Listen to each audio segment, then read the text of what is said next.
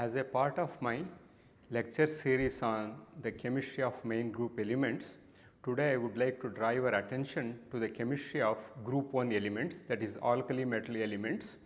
You all know that electronic configuration of alkali metals is NS1, that means they have only one S electron in their valence shell, and that since these electrons are loosely held, one can readily remove it, and hence all these alkali metal elements show +1 oxygen state. And you can see from here we have lithium, sodium, potassium, rubidium, cesium and francium. Lithium shows little different chemistry compared to rest of the elements in the group due to its smaller size, and with water they readily form hydroxides which are strongly alkaline in nature, and hence they are called alkali metals. Sodium and potassium are abundant, whereas lithium, rubidium and cesium are less abundant and they are in trace amounts, and francium is highly radioactive. You can imagine by just looking into the half-life of one of the isotopes, that is 223 francium, that has about 21 minutes. That indicates the extent of radioactivity francium shows. As a result, not much chemistry one can think of about francium. Chemistry of lithium is little different from those of other group members, as I said, owing to its smaller size.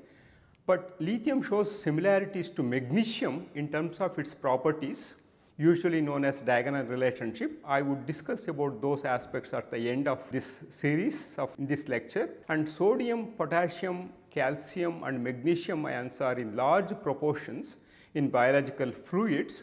In fact, they perform very important biological functions such as maintenance of ion balances and nerve impulse conditions.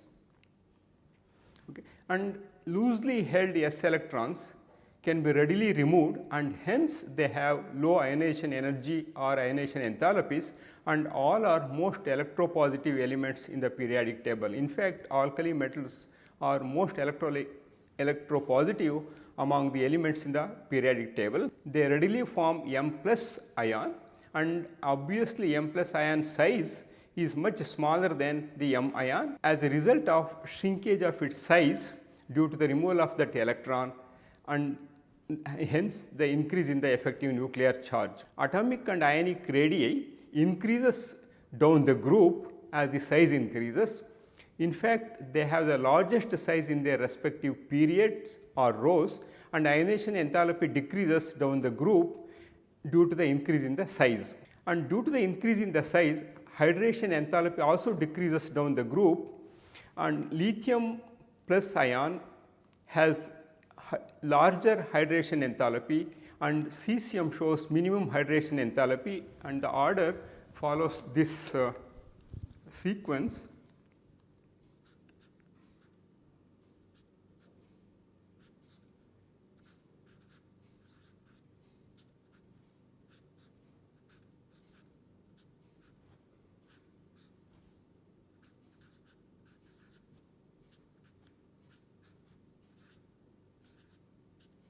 This is the order of hydration enthalpy.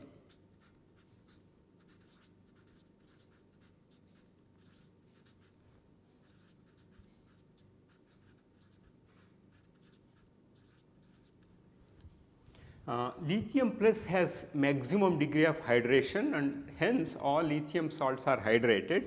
For example, if you take lithium chloride, it is solvated with 2 molecules of water. Due to the presence of only one valence electron, metal-metal bonds are very weak, and hence they are soft metals. That means one can easily cut using a knife. And the other interesting aspect of these alkali metals is they impart characteristic color to an oxidizing flame. This is essentially due to the excitation of S electron to the p orbital. And of course, when we talk about electronic transitions, we have two important selection rules, that is, electrons within the same orbital cannot be transmitted, that is it is prohibited. That means S to S transition, P to P transition, D to D transition is forbidden, whereas S to P, P to D, D to F are allowed, they are called Laporte allowed. And another selection rule is spin selection rule. So, during electronic transition the spin should not change. This is quite opposite to the selection rule that we use in the case of nuclear magnetic resonance, where the spin should change, that is delta S equals plus or minus 1, whereas in case of electronic transition delta S equals 0. That means essentially this flame test, the color comes as a result of NS1 electron getting promoted, excited to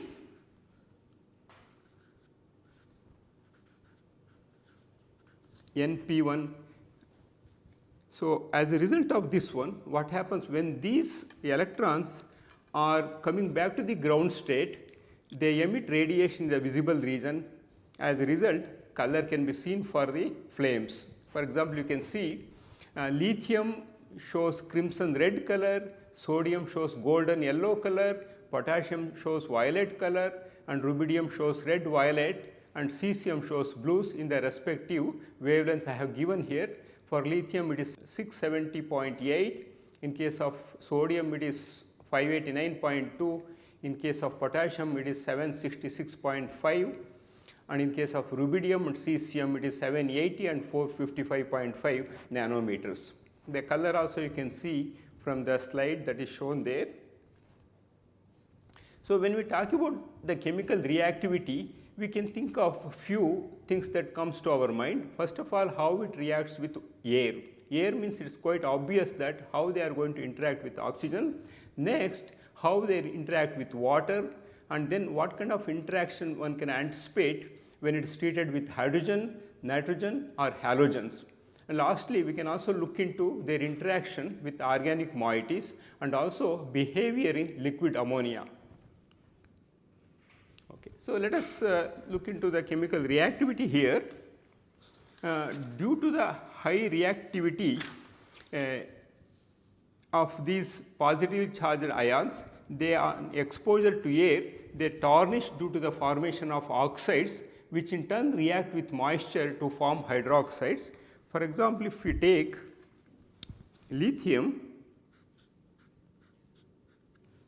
it readily reacts with oxygen to form lithium oxide. This is called oxide. We have O2 minus, and sodium reacts with oxygen to form peroxide, not oxide.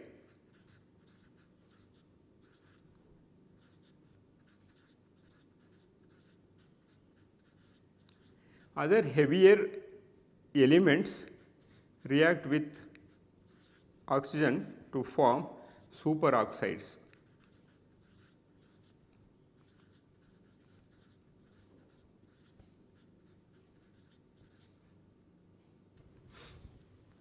Where M is potassium, rubidium and cesium. So, you can see from this slide compounds and their interaction with oxygen and the resulting compounds. For example, lithium gives lithium oxide, and here anion is O2 minus, that is oxide, and the hydrolysis product, that means when they are treated with water, what would happen? In case of lithium oxide, OH minus hydrolysis product, sodium lithium hydroxide is formed. In case of sodium, peroxide is there. As a result, when it is reacted with water, it forms hydroxide and then hydrogen peroxide. In case of potassium, rubidium and cesium, we get superoxide. So, superoxide on treatment with water gives hydroxide, oxygen and hydrogen peroxide. So, let me write those reactions.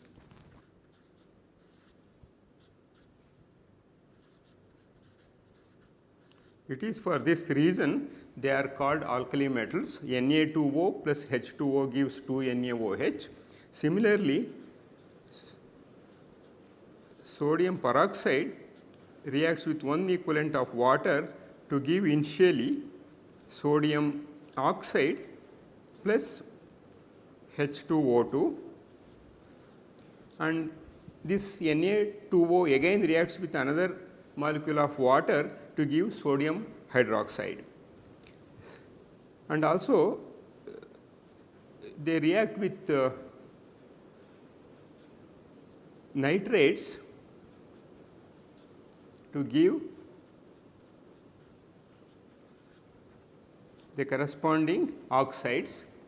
In this case N2, nitrogen will be liberated, and these alkali metals can also react with ozone to form ozonate salts.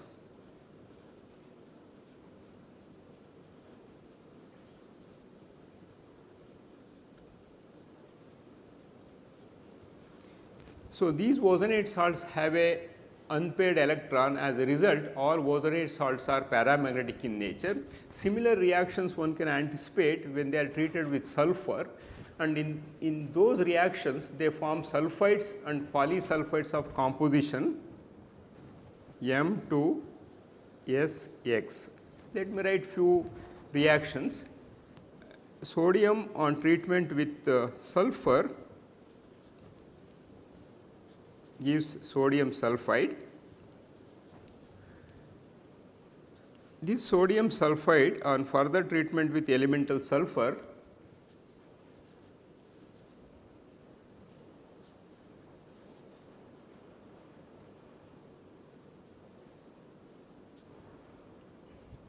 similarly, sodium can also react with the tellurium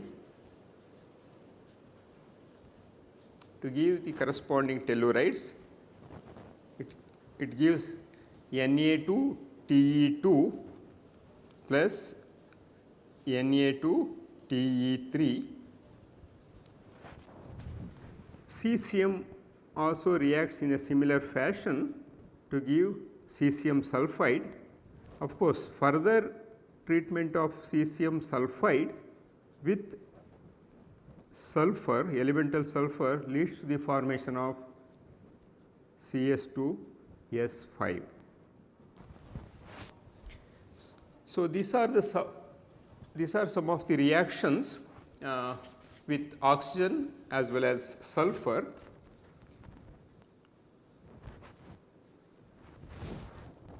They reacts with almost all halogens to give the corresponding halides, and alkali metal halides are well known compounds. For example, sodium chlorides, potassium chloride, all combinations one can think of.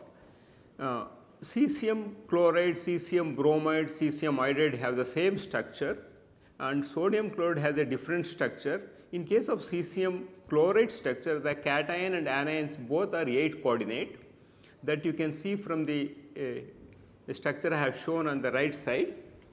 In NaCl there are 6 coordinate, both are octahedrally coordinated, there is sodium and chlorine with a ratio of 1:1. Okay. So, you can see, and simply by looking into the radius ratio, that is radius of cation, alkali metal cation and allied anions, one can predict the nature of the structures, and the structure adopted by a salt M plus X minus can be readily predicted considering the following rule. For example, if you consider the radius ratio, that is R plus to R minus, and if it falls in the range of 0.225 to 0.414, they assume zinc sulfide or sphalerite structure. On the other hand, if they have in the range of 0.414 to 0.732, they have sodium chloride structure, and if the radius ratio is greater than 0.732, they assume cesium chloride structure. Radius ratio rules provides a reasonably general means of assessing the likely structure adapted by an ionic solid, but gives incorrect predictions usually when there is a significant covalent bonding. For example, in case of lithium halides, there is some covalent character is there, it is not purely ionic. In those cases, probably this method of prediction may not be correct, and also when there is a borderline in case of radius ratio. For example, if the radius ratio falls in the range of 0.414 to 0.420, so it can have either zinc sulfide structure or sodium chloride structure. Same thing is true in between sodium chloride as well as cesium chloride. So, ionic radii are not known accurately. So, the values vary with coordination number, since ionic radii essentially varies with the type of other ion we have in its vicinity. Lithium reacts with nitrogen to form nitride. It is very interesting to look into lithium nitride. The salt is highly stable because of very high lattice energy from the very small lithium plus and highly charged N3 minus ions coming together. So, Li plus is highly charged and smaller in size, and N3 minus is highly charged and also smaller in size, and in fact N3 minus is formed by breaking a very strong NN triple bond having energy of about 941 kilojoules per mole.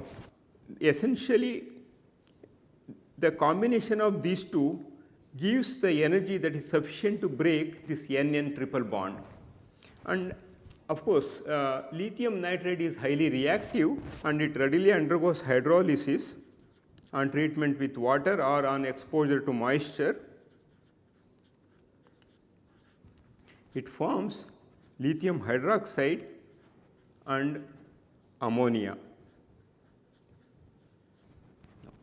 So, just as sodium hydroxide is a base in water, sodium amide is a base in liquid ammonia because it is able to deprotonate acidic organic molecules, especially when they have a acidic proton bound to carbon, one can easily deprotonate it. That is the reason the sodium amides are widely used in organic synthesis to generate sodium salts.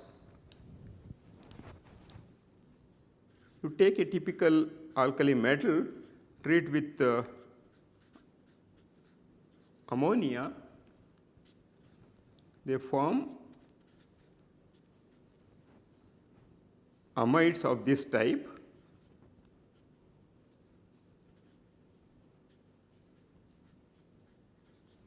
Or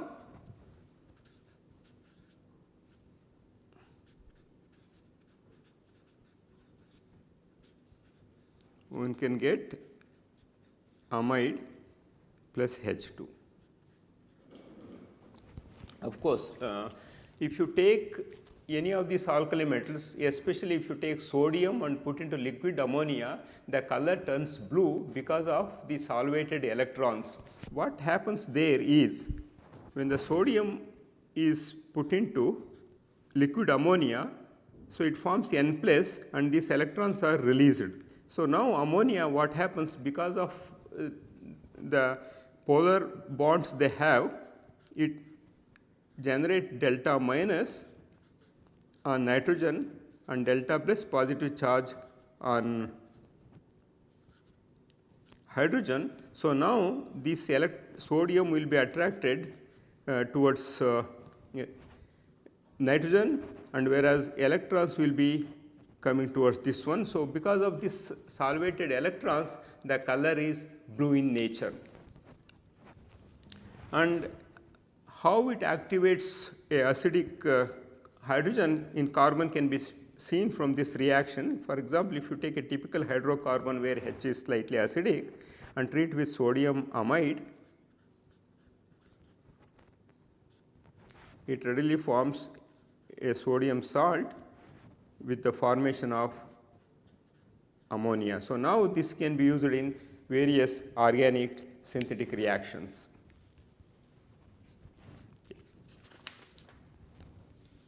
So, all these alkali metals reacts with hydrogen to form the ionic hydrides.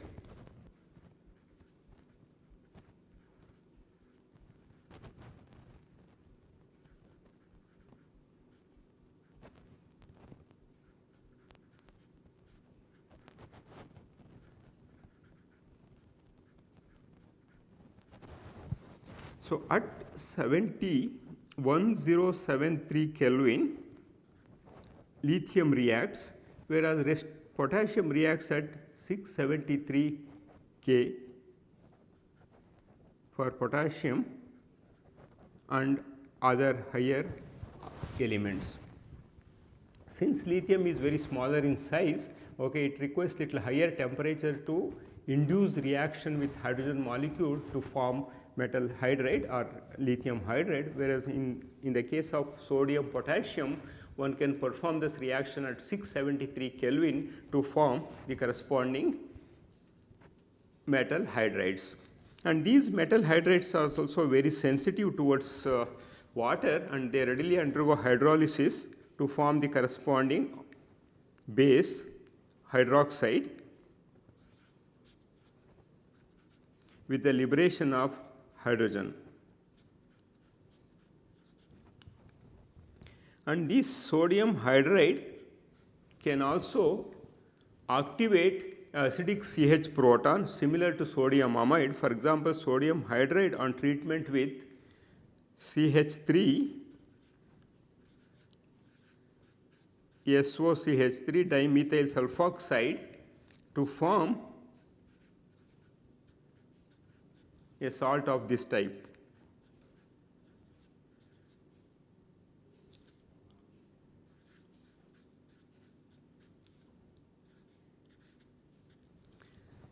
So, H anion is a strong base, can be used to deprotonate organic molecules, as I said, containing relatively acidic CH groups.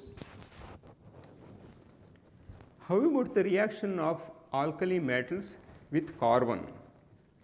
So, they react with carbon species to form the corresponding carbides. Let me write a couple of reactions. For example, acetylene on treatment with alkali metals liberate hydrogen gas to form the corresponding acetylide.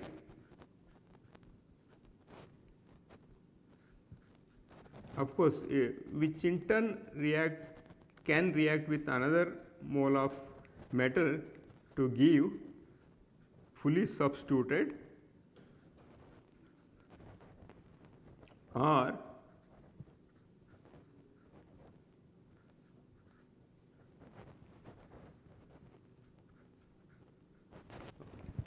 this reaction.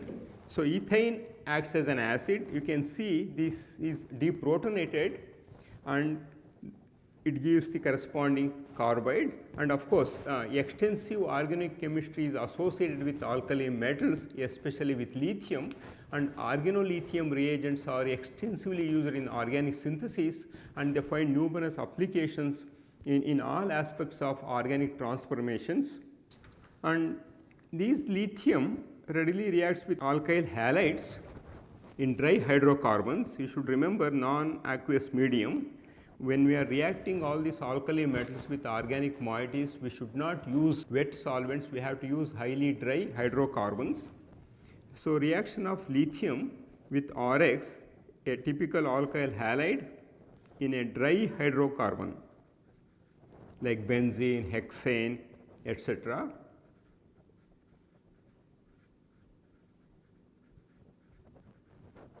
Or one can also use ethers like diethyl ether or tetrahydrofuran. It forms RLi plus LiX comes out. This LiX will precipitate depending upon the nature of the solvent we are using, and then can be filtered off, and RLi remains in solution that can be used for further synthetic utility.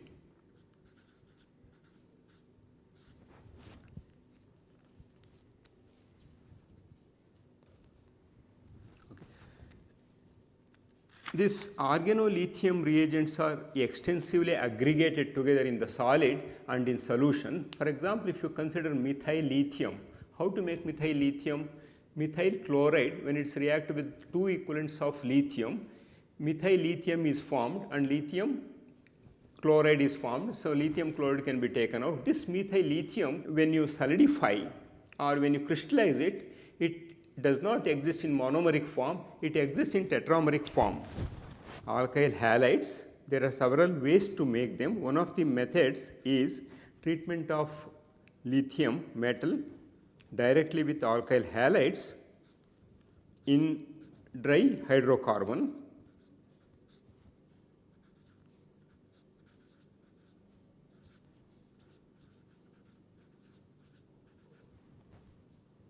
Or ethers such as diethyl ether or tetrahydrofuran, etc. The reaction will lead to the formation of organolithium reagents with the precipitation of lithium halide. So, here one can conveniently use chloro, bromo or even iodo derivatives. So, these organolithium compounds are usually extensively aggregated together in the solid state and solution state. The reason is very simple. If you just look into a typical RLi, say CH3 Li or methyl lithium, here we have one bond between carbon and lithium and the rest of the surface of lithium is exposed. Since lithium is coordinatively unsaturated and also you know the fact that lithium can get solvated. So, in absence of any other Lewis bases or donor solvents, what it does is it try to undergo association to make some sort of electron deficient bonds to give temporarily coordinative saturation. This methyl lithium exists as a tetramer. So, how this tetramer gives extra stability, we can look into it. If you just recall your understanding of the methane using valence bond theory. So, we have here methane, you know the concept of hybridization, and before methane molecule is formed, carbon having s2p2 electronic configuration, what it does is it promotes the s electron to the p orbital to have this kind of situation. Now, we have 1 electron in s and 3 electrons in p orbital, and these 4 electrons orbital combine together to generate new kind of hybrid orbitals called sp3 hybrid orbitals, and each one having 1 electron. So, now this 4 sp3 hybrid orbitals combine with one orbital of hydrogen to form 4 CH bonds. Okay. So, now in case of CH3 what happens? We have CH3 and 1 with 1 electron is there, and of course, this one very similar to another hydrogen. It combines with lithium 1s electron to form CH3Li. So, now if you just look into it, S of lithium combined with sp3 of carbon to form methyl lithium, it is similar to methane, but lithium is not coordinatively saturated. In the tetrameric form, what it does is it has a structure like this.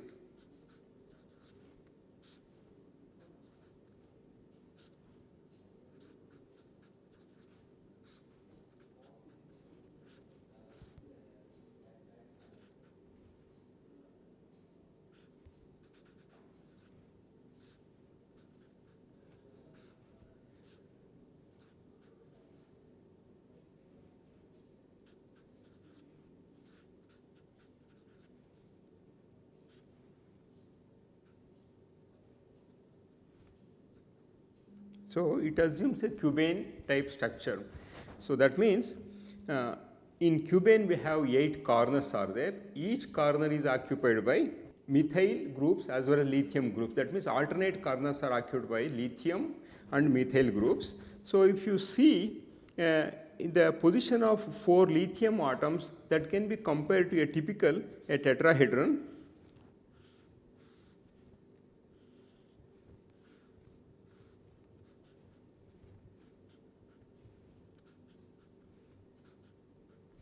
So, now in this one, in tetrahedron, we have 4 triangular faces are there. You can consider any of these triangular faces, and each triangular faces now interacts with one sp3 from CH3,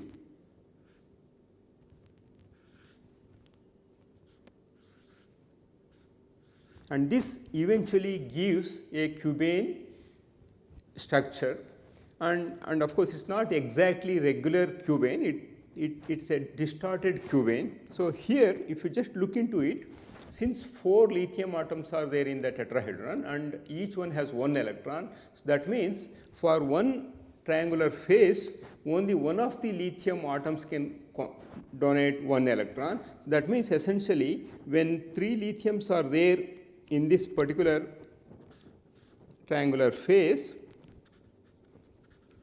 3 are there, one of the lithium gives. So, that means basically here you have 4 centered 2 electron bond. That means 4 centered 2 electron bonds are formed. They are highly electron deficient. However, it gives some stability to methyl lithium, and this is how it looks like, methyl lithium, and you can see the crystal structure of methyl lithium. You can clearly see that is in purple is lithium atom, and these methyl groups are there with the CH shown coming out of the cube, and this is how the association gives some stability in solid state. Of course, when you take methyl lithium and add donor solvents like pyridine, tetramethyl ethylene diamine, this association breaks up and you get individual entities coordinating to some of these Lewis bases. And alkali metal complexes form relatively very few complexes with neutral ligands. Lithium salts are more soluble in solvents such as ethanol, ethers than those of other group members, and lithium is 4 coordinate, whereas sodium and potassium are 6 coordinate in nature. So, we can look into some simple coordination complexes here.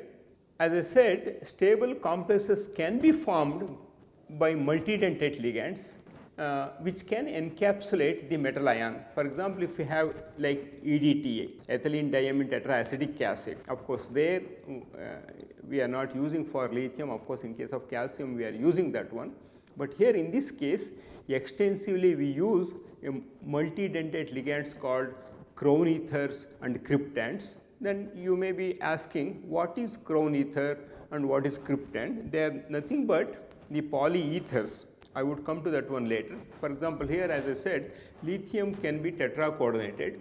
So, lithium readily forms tetramine lithium complex, and these are all the crown ethers. In this crown ether you can see variable number of oxygen atoms are there, and it is a polyether, and since this is not planar and when it is puckered it appears like crown, and hence the name crown ether. And the first one is 18 crown 6, and the next one we have along with oxygen we also have nitrogen donor atoms are there. This is called cryptand, and in this one the cryptand in the bracket square bracket 2.2.2 is given, that essentially represents between 2 nitrogen how many oxygen atoms are there, and each line, if you consider that way, you have 2 oxygen, 2 oxygen and 2 oxygen, totally 6 oxygens are there in the form of that alkyl chain, and hence the name cryptand 222. And if we have in between 2 nitrogen atoms we have 3 oxygen atoms, it can be cryptand 333, or if we have 232 it can be called 234 depending upon the number of oxygen atoms, the whatever the numeral we are showing that changes.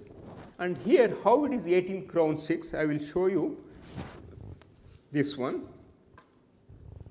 Let us write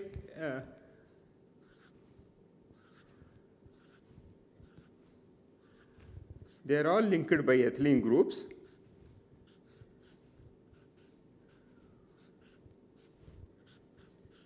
If you start counting from here 1, 2, 3, 4, 5, 6, 7, 8, 9, 9, 10, 11, 12, 13, 14, 15, 16, 17, 18. So, that means there are 18 atoms in the ring, and so it is a 18 crown and 6 oxygen atoms are there. So, this is how one can write the name for these crown ethers, and these crown ethers, depending upon the size and how many oxygen atoms are there, they can comfortably encapsulate these alkali metals to stabilize them. And cryptand, if you take again cation, if you take this one and treat with a cryptand, of course it is always reversible.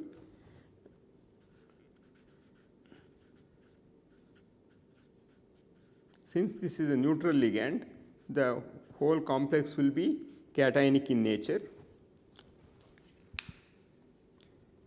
Okay. Stability of these complexes increases if the size of M plus matches the cavity size. That means, if whatever the cavity that is generated in case of these crown ethers, if it is fits exactly the size of the cation, then those complexes are more stable. So, that is the reason whenever we are using some of these cations to be stabilized by crown ethers, we are taking the right size crown ethers that you can see from this slide. For encapsulating or trapping lithium, you need a smaller crown ether, that is 12 crown 4, and sodium is little larger. So, one should use 15 crown 5 crown ether.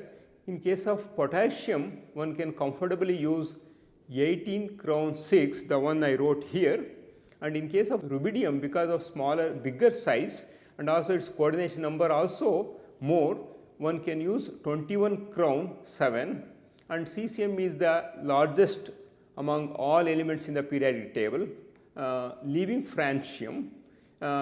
One can use 24 crown 8 ether to capture cesium, and you can see how this encapsulates can be seen from that the last structure I have shown, where potassium is encapsulated by 18 crown 6 ether, other oxygen is opposite side, so that you may not be able to see it. Similarly, cryptands can also encapsulate these cations. And let us look into the similarities between lithium and magnesium. I was telling you in the beginning, lithium, rather showing similarities with its own group predecessors, it shows much similarity with the next group, okay, element magnesium, that is diagonally opposite to that one. So, when we come across this kind of relationship in chemical and physical behavior, we call them as diagonal relationship, and lithium shows many similarities to magnesium rather than to the heavier alkali metals such as sodium or potassium. And if you consider lithium, that readily forms lithium oxide, and similarly magnesium forms magnesium oxide, and whereas sodium forms sodium peroxide. So, that means there is a difference in the chemistry of lithium and sodium, but similarity is there between the lithium and magnesium. And similarly, if you take lithium carbonate and heat it, it forms lithium oxide and CO2 is liberated. Similarly, magnesium carbonate on heating, it forms magnesium oxide and carbon dioxide is liberated, whereas sodium carbonate is quite resistant and it is stable. And in order to decompose that one to form sodium oxide, you have to use very high temperature.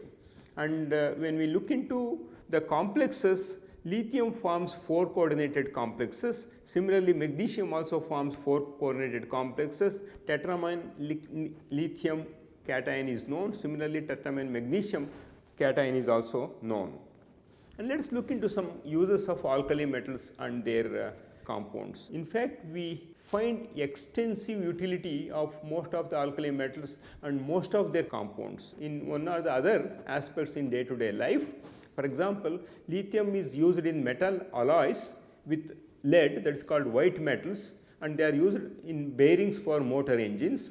And also, when lithium is mixed with aluminum in a definite proportion, that alloy is used in aircraft parts, and with magnesium they are used in armor plates, and of course in thermonuclear reactions lithium is used, and also in electrochemical series and dry cells we know that lithium is extensively used. And sodium lead alloy in making tetramethyl lead and tetraethyl lead, and earlier in order to increase the utility of petrol for better combustion, tetraethyl lead used to be added as an additive, and it was called as anti-knocking reagents. Nowadays, because of the toxicity of tetraethyl lead, is no longer used as additive in petrol, and that is the reason if you go and see in the petrol bunks, you can see the writing unleaded petrol. So, that means liquid sodium is used as a coolant in fast breeder nuclear reactors, and potassium plays a vital role in biological systems along with sodium, and potassium chloride is used in fertilizers, and also potassium hydroxide, sodium hydroxide are also used in the manufacture of soap, detergents and other things, and also to absorb carbon dioxide, and cesium is used in photoelectric cells, and we come across many more utilities. Probably you can look into any standard textbook to find out more applications of alkali metals and their compounds. And sodium carbonate, that is also called washing soda. Okay.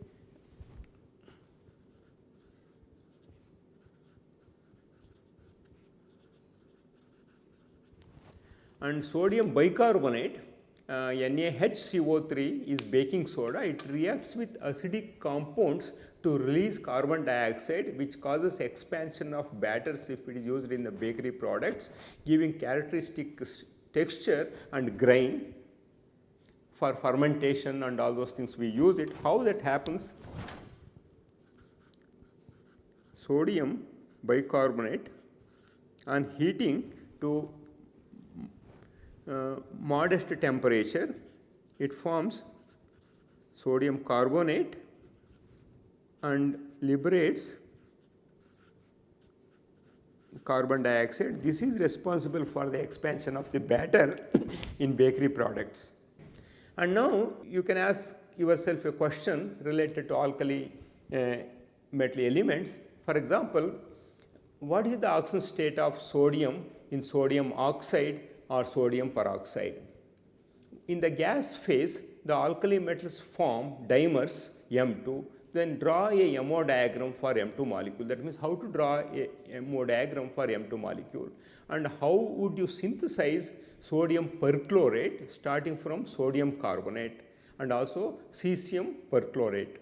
And if you assume the following facts, that lithium plus has 74 and cesium has 167 picometer and fluoride has 133 and iodide has 222. So, predict what structures type will be adopted by the following alkali metal salts, for example, cesium iodide and lithium fluoride. So, we know the radius ratio rule, and also for a particular ratio what is the standard structure it prefers to adopt under normal circumstances. Once when we look into those things, we should be able to tell. Let us try to do one at a time. Okay. So, what is the oxidation state of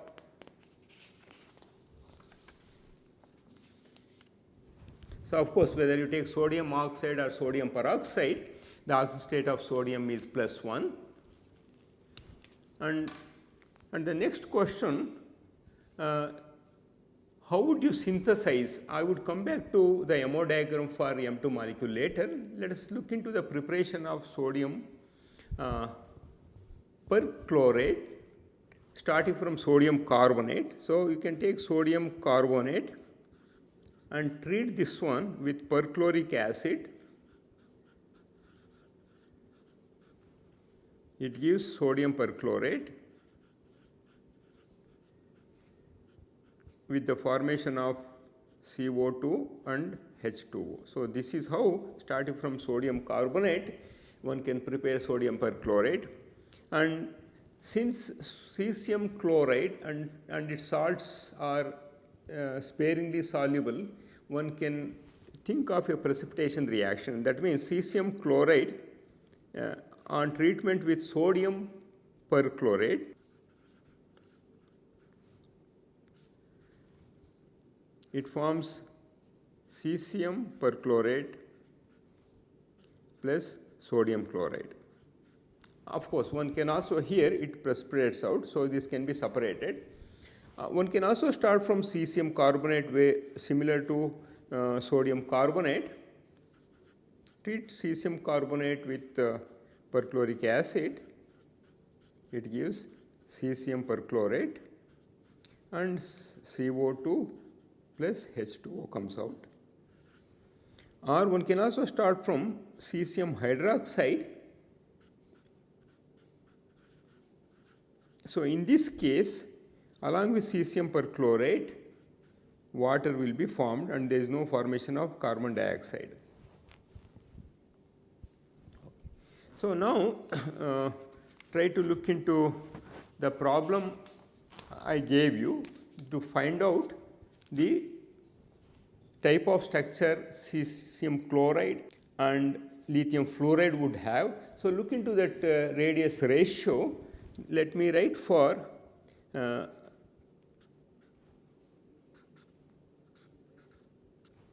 so now what is given is cesium iodide, it is 167 by 220. So, it gives 0.76, and similarly in case of lithium fluoride the same ratio will come to this 74 for lithium and 133 for fluoride. This comes around 0.56. So, now if you compare, so this value is 0.076. So, that means it comes very close to 0.732. So, it will have, that means cesium iodide has a structure similar to cesium chloride, and similarly lithium fluoride has a structure very similar to, it comes 5.6 between 0.414 to 0.732, it comes NaCl structure, it has a NaCl structure. So, about in the gas phase the combination to give M2 MO diagram. So, MO diagram writing is very easy. NS1, one electron is there. Assume this is this atomic orbital. You consider another NS1 from another alkali metal, and both have one electron each. So, now they combine together to form a bonding and anti-bonding. You call sigma, this is sigma star, and here both electrons will there, and this is how the MO diagram can be written for a typical M2 molecule very similar to hydrogen molecule. So, one can readily write this kind of MO diagrams just by looking into the valence electrons and their right combination can give MO diagrams for the molecules we are looking for. So, this completes about alkali metal chemistry, and 4 important aspects I had discussed. When we talk about chemical reactivity, one can look into the reaction with air, that means oxygen, and reaction with water, how it reacts with water, and then how it reacts with hydrogen, and then how it reacts with halogens, because whatever the compounds we come across will be either oxides or hydrides or halides, and then one should also look into how one can make a element to carbon bond, that means organometallic chemistry. So, here I showed one method of formation of organolithium reagents. One can take alkyl halide and treat with 2 equivalents of lithium and precipitate out 1 equivalent of lithium halide and form 1 equivalent of organolithium compound, and organolithium compounds, and these reactions has to be carried out strictly under inert atmospheric conditions using very dry solvents because of their tendency to undergo hydrolysis to form lithium oxide, and eventually more water is there, lithium hydroxide. And organolithium chemistry is very extensive, and that is also very similar to Grignard reagents. Probably I would give more information about the utility of organolithium reagents when I discuss about the organometallic chemistry of main group elements. Let me summarize the chemistry of group 1 elements. So, group 1 elements and their compounds follow the periodic properties and trends with very little or no variations, and as you know, alkali metals are highly reactive and form basic oxides and water soluble halides containing M plus cations. The group oxidation state is +1. So, they all form M plus cations. Among alkali metal compounds, whether we consider hydrides, oxides, halides or even organometallic compounds, ionic properties dominate the chemistry, except in case of lithium because of its smaller size. All compounds of lithium have some covalent character. Nevertheless, the rest of the elements ionic property dominates. And in case of lithium, it resembles more of magnesium due to the diagonal relationship. That means, the chemistry of lithium can be compared with the chemistry of magnesium. So, this completes the discussion on group 1 elements. In my next lecture, I will be dealing with the chemistry of group 2 elements. Thank you very much.